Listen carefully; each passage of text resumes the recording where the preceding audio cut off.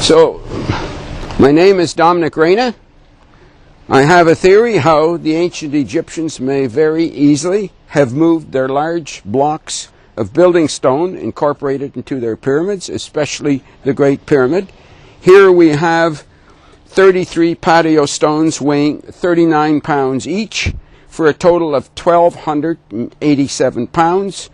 And this is intended to simulate how we would deal with a building block, a stone block weighing that amount, and how it's not moving large rocks does not have to be a drag. And it's quite possibly that the ancient Egyptians were the first ones to use and enjoy rock and roll.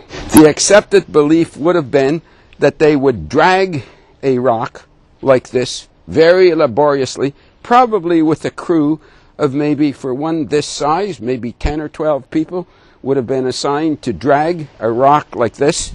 Dragging rocks can be very hard. I feel there's a more efficient way where we can use and draw on the weight of the rock to move itself. We are, in essence, going to be harnessing gravity. Gravity, if you are dragging a rock, gravity is the enemy. If you're tumbling a rock, gravity is your friend.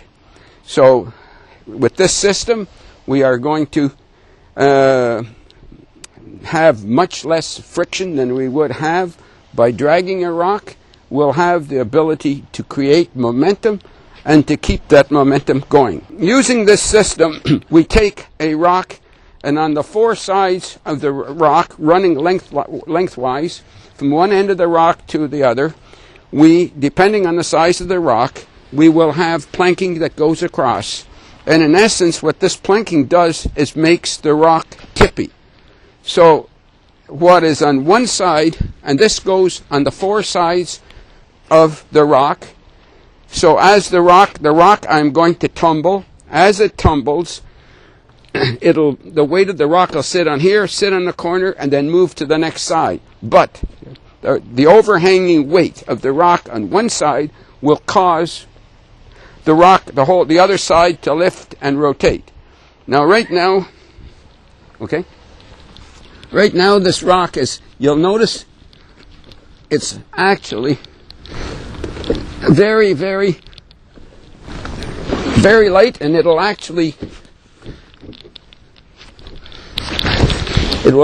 travel by itself because there's a slight grade here going down. My biggest problem here isn't to get the rock moving, but it gets so excited about going this way that it just doesn't want to stop. So anyway, you shall see how this rock will virtually travel on its own, taking advantage of gravity. There is a slight slope to this driveway, but not excessive. Now what I do is I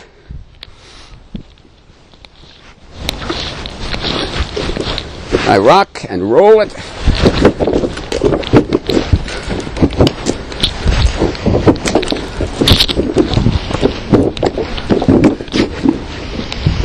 Now you'll notice here that I have, when I proudly say this weighs 1,287 pounds, I still have a slight regret that there is not more rock to move, because today the problem is not how much rock I or a child could move this way.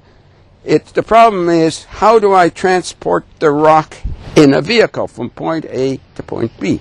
And the limitations of what I have here are not limitations of human or child power.